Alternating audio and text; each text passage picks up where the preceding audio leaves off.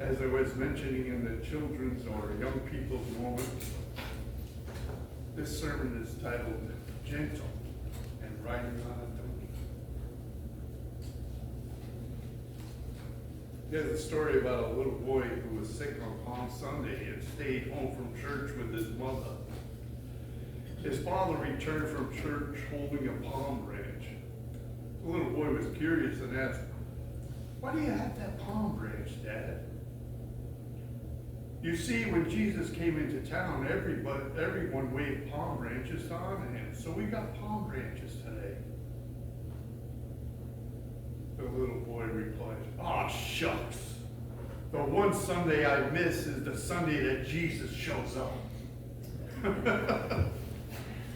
There was another little boy by the name of Billy who visited his grandmother in California one summer and almost wore her out with his vigorous activity. She was accustomed to living a peaceful, orderly life. He was perpetual motion, into everything, and nearly turned the house upside down every day. One night when they were both sound asleep, there was an earthquake. The grandmother was awakened by the house shaking, and her concern called out, "Billy, Billy!" Billy yelled back, "I didn't do it, Grandma!" Well, Billy was a little like an earthquake at times to a grandma who liked her quiet lifestyle. We reveal who we are by our actions. It is by our interactions with others that we paint, stroke by stroke, the portrait of who we are. We have grown accustomed to Palm Sunday as a celebration in honor of Jesus Christ as our heavenly King. But Jesus did not look out among the branches and see the faithful. He looked out among the palms and saw what he had seen for the last 3 years. A people whose understanding was dim and whose hearts were filled with malice and vengeance toward Rome. Their voices shouted Hosanna, but their hearts beat with a bloody desire for war. Is it any wonder that they crucified him? No, not with the disappointment they must have felt when he was arrested and his kingdom movement came to an end. In Zechariah 9, verse 9, it was foretold that the Messiah would enter Jerusalem. "Rejoice greatly, O daughter of Zion. Shout, daughter of Jerusalem. See, your king comes to you, righteous and having salvation, gentle and riding on a donkey, on a colt, the foal of a donkey."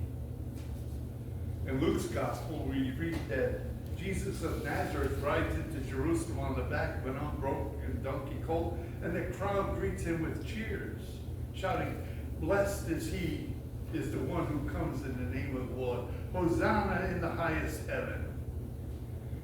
And then laying their cloaks on the ground before him and cutting branches from the palms, waving them and laying them on the ground, they pay homage to Jesus, King of the Jews.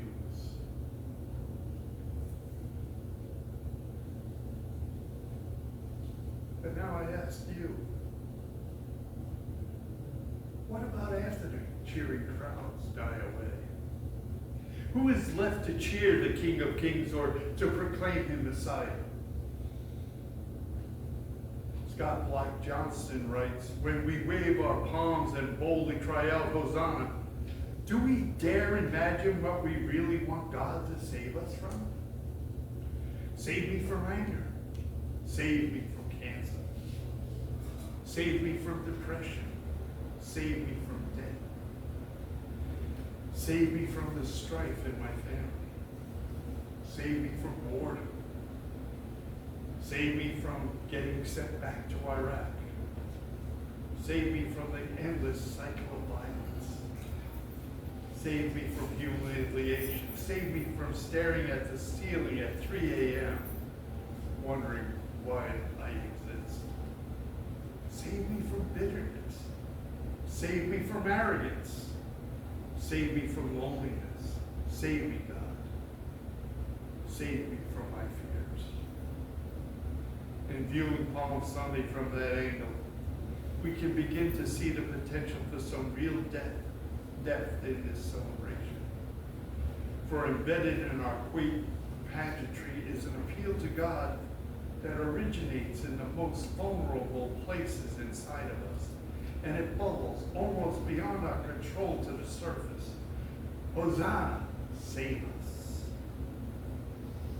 Please, God, take the broken places that will tear us apart and make them whole.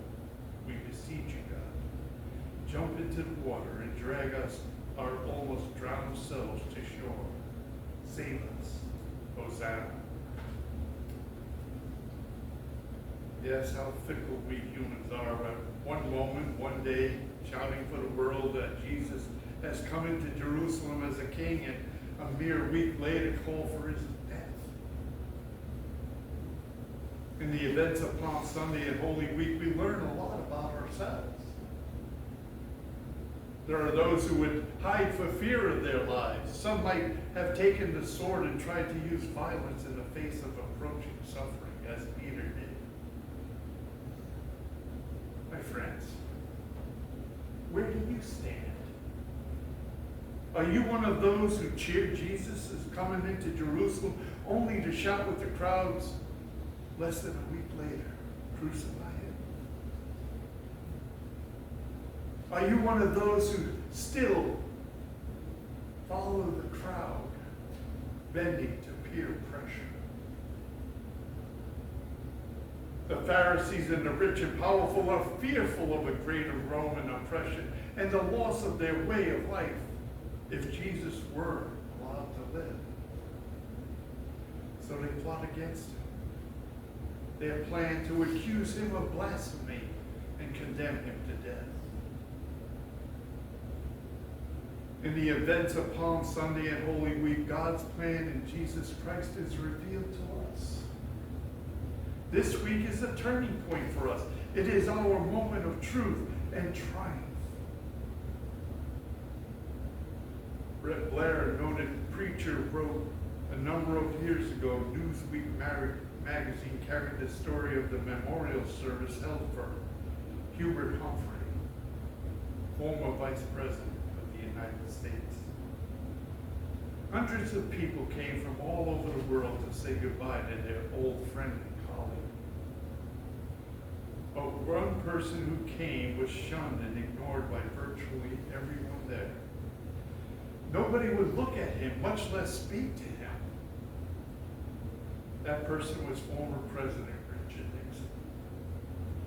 Not long before he had gone through the shame and infamy of Watergate, he was back in Washington for the first time since his resignation from the presidency. Then a very special thing happened. Perhaps the only thing that could have made a difference and broken the ice.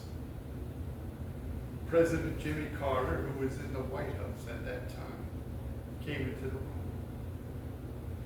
Before he was seated, he saw Nixon over against the wall, all by himself. He went over to him as though he were greeting a family member, stuck out his hand to the former president and smiled broadly. To the surprise of everyone there, the two men embraced each other, and Carter said, "Welcome home, Mr. President. Welcome home." One president to another, from different parties. They understood what they had in common, what burdens they had both in common. They were elected presidents. Commenting on that, Newsweek magazine asserted, if there was a turning point in Nixon's long ordeal in the wilderness, it was that moment and that gesture of love and compassion. Friends, the turning point for us is Palm Sunday. It is our moment of triumph. It was a triumph because God and Jesus decided to ignore our miserable state and act on our behalf. He chose to ignore the crowd's version of Palm Sunday and go with his. Where do you stand today with Jesus? Are you in the crowd shouting, Hosanna? Blessed is he who comes in the name of the Lord? For so many of us, Holy Week is a struggle because we do come cheering and waving palms today and then have to face the drama of Maundy Thursday when Jesus is betrayed by one of his own disciples. Then Good Friday when Jesus is crucified.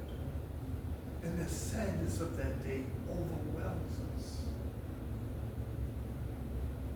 Pastor Johnny Dean wrote, it's not Easter yet, but it won't be long now. Just 7 short days.